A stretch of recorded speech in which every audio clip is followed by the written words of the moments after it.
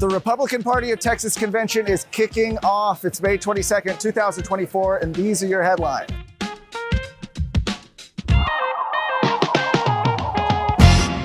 As you can see behind me, we are here in San Antonio where the Republican Party of Texas convention is kicking off. Literally just minutes ago as we're recording this, delegates are starting to flood into the convention hall. We've got plenty of activities. You know, if you're here, if you're a delegate, perhaps on the top of your mind is who's going to lead the Republican Party of Texas. There's an open race. Chairman Matt Rinaldi, who's been the chairman for the last few years, is not going to be running for re-election. There are 6 declared candidates right now that are gunning for the top position in the Republican Party of Texas. That's something that's going to be on a lot of delegates' minds.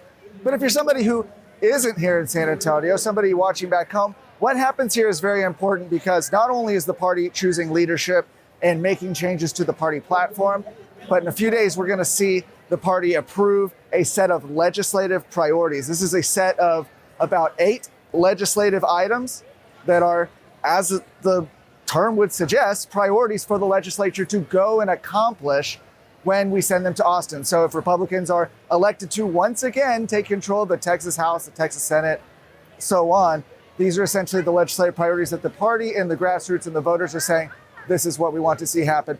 Over the next few days, we're going to be here. We're going to be talking with folks. We're going to be doing some interviews. A lot of our shows here at Texas Scorecard are going to be live from convention, but it all kicks off right now. We're going to keep you up to date at TexasScorecard.com.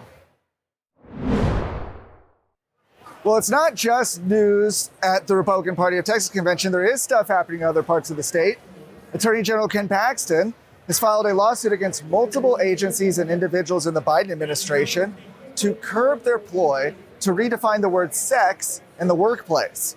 Now, in late April of this year, the Equal Employment Opportunity Commission issued guidance that would effectively redefine the meaning of sex in Title 12 of the 1964 Civil Rights Act.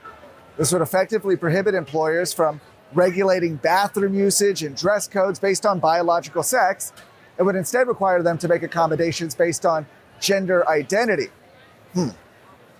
However, back in the fall of 2022, the Equal Opportunity Employment Commission issued similar guidance that attempted to force Texas to allow bathroom, locker room, shower, and pronoun usage based on gender identity rather than biological sex.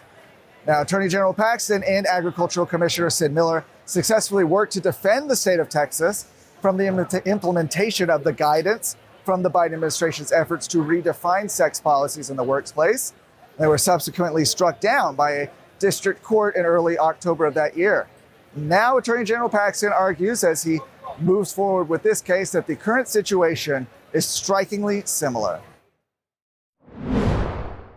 Is it possible to morph from a hero into a villain?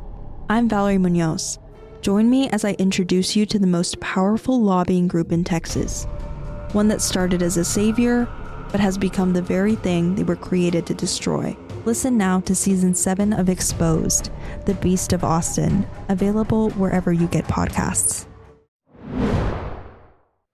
And our last story is a landmark border security law is embroiled in legal challenges. The Dallas City Council is set to consider a resolution condemning the law. And that Senate Bill 4 was signed into law last year and simultaneously criminalizes illegal entry into the state of Texas while also empowering law enforcement to arrest illegal aliens. Now, the legislation's been caught up in a lawsuit by the Biden administration, who asserts that the law is unconstitutional. Texas can't defend its own borders. That's what they say. Well, the Dallas resolution states that enforcing SB 4 would strain police resources and negatively impact relationships with the community. Kenya County Attorney Brent Smith, whose border county has been deluged with illegal crossing, somebody who would know something about the problem, perhaps better than the Dallas City Council, told Texas Scorecard that the Dallas Council members should think about the citizens they serve instead of themselves. Now, City Council members in Dallas will discuss the resolution during their June 12th meeting. For more of today's stories, you can go to TexasScorecard.com.